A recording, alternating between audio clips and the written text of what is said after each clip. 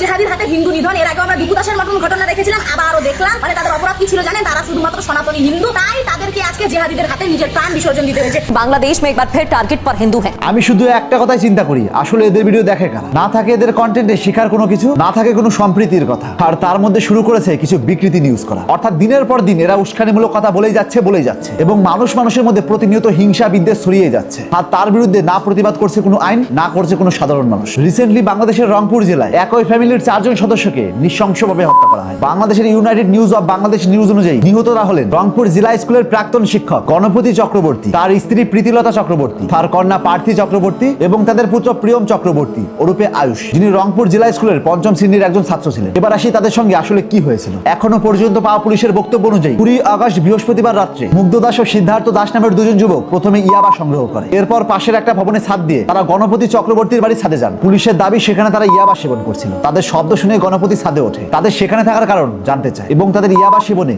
বাধা দেয়। এখনো পর্যন্ত পুলিশের দাবি নিজেদের পরিচয় প্রকাশ হয়ে যাওয়ার আশঙ্কায় ওই 2 যুবক গণপতির গলায় গামছা পেঁচিয়ে তাকে শ্বাসরুদ্ধ করে হত্যা করে। গণপতির চিৎকার শুনে তার স্ত্রী প্রীতিলতা সিঁড়ি দিয়ে ছাদের দিকে উঠতে থাকেন। এখনো পর্যন্ত পাওয়া পুলিশের ভাষা অনুযায়ী তাকেও সিঁড়িতে শ্বাসরুদ্ধ করে হত্যা করা হয়। এরপর মায়ের চিৎকার শুনে তাদের মেয়ে এগিয়ে আসে এবং তাকেও নৃশংসভাবে হত্যা করা হয়। পুলিশ আরো জানায় সবশেষে বাড়ির ভিতরে থাকা ঘুমন্ত ছেলে প্রিয়মকেও হত্যা করা হয়। বিএসএস বলছে 4 জনকেই অভিযুক্তরা হত্যা করেছে বলে প্রাথমিক জিজ্ঞাসাবাদে তথ্য পাওয়া গিয়েছে। পুলিশের দাবি হত্যার পর অভিযুক্তরা কিছু সময়ের জন্য বাড়ির ভিতরে অবস্থান করে। তারা নাকি সেখানে খেজুর শসা খায় এবং আবারও ইয়াবা সেবন করে। এরপর ওই ঘটনাকে ডাকাতের মতো দেখানোর জন্য ঘরে জিনিসপত্র এলোমেলো করে এবং তারা নাকি স্বর্ণের অলংকারও নিয়ে যায়। তারপর পরিবারটির সঙ্গে কয়েকদিন যোগাযোগ না হওয়ায় তার স্বজনরা তার বাড়িতে যান। তারা সেখানে গিয়ে দেখেন বাড়ি তালাবদ্ধ। এরপর তারা পুলিশকে খবর দেয়। 22 আগস্ট শনিবার রাত্রে পুলিশ তালা খুলে বাড়ির মধ্যে ঢুকে 4 জনের মৃতদেহ উদ্ধার করে। পুলিশ রাতভর অভিযান চালিয়ে মুগ্ধ দাস ও সিদ্ধার্থ দাসকে গ্রেপ্তার করে। অর্থাৎ এখনো পর্যন্ত পুলিশ এই 2 জনকে গ্রেপ্তার করেছে তারা কেউই অন্য ধর্মের মানুষ না, অর্থাৎ সনাতনী। কোথাও কোথাও বলা হচ্ছে সেই 2 জন নাকি তাদেরই আত্মীয়। অর্থাৎ এখনো পর্যন্ত প্রমাণ হয়নি এই নির্মম হত্যাকাণ্ডে আদৌ কোনো ধর্মীয় বিষয়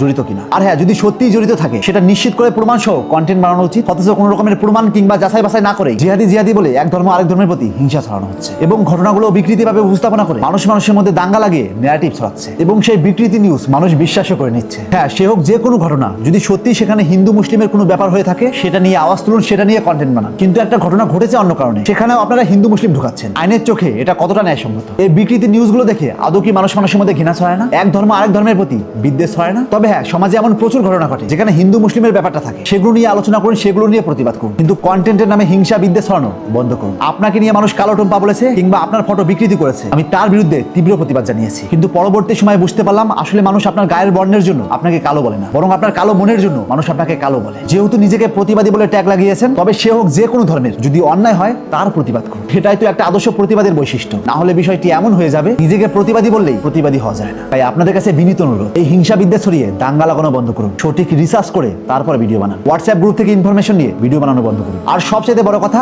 আমি একটা কথা সবসময় বলি, সে হোক হিন্দু মুসলিম বৌদ্ধ বা খ্রিস্টান, যদি কোনো এক ব্যক্তি অন্যায় করে তাকে অন্যায়কারী বলেই সম্বোধন করুন। কারণ কোনো ধর্মই অন্যায় করতে উৎসাহ দেয় না। প্রত্যেক ধর্ম একটাই বার্তা দেয়, শান্তি। সে হোক হিন্দু মুসলিম বৌদ্ধ বা খ্রিস্টান। আর যারা এই শান্তির নামে অধর্ম করে তাদের এগেইনস্টে প্রতিবাদ করুন, আর সেটাই হবে সত্যিকারের প্রতিবাদ। কোনো কিছু একটা হাইড করা হচ্ছে, আমাদের কাছে কোনো কিছু একটা লুকিয়ে যাওয়া হচ্ছে, আমরা এর সুষ্ঠু তদন্ত চাই। কেউ চিল্লাইতে পারতো না ওই সময়। 2টা লোক কি 4 জনকে মারতে পারে? তদন্তটা আরেকটু ভালো হোক, তারপরে যদি ওনারা বলে যে না এটাই শেষ। যদিও কিছু মানুষ বলছে এই ঘটনাটি ধামাচাপা দেওয়া হচ্ছে, তো যতক্ষণ না পর্যন্ত আসল দোষীদের ধরা হচ্ছে ততক্ষণ পর্যন্ত অপেক্ষা করুন, তারপর যেটা সত্যি সেটা নিয়ে ভিডিও বানান। তো যাই হোক, আপনার ব্যক্তিগত মতামত কি? মিথ্যেটাকে সত্য বলে সে হোক হিন্দু মুসলিম বৌদ্ধ বা খ্রিস্টান কোনো এক নির্দিষ্ট জাতির উপর চাপানো কতটা ন্যায়সঙ্গত? তাই আজ থেকে চোখ খুলুন, আর এরকম ইন্টারেস্টিং ভিডিও প্রতিনিয়ত পাওয়ার জন্য তাপস এক্সপ্লোরার পেজটিতে ফলো দিয়ে রাখুন।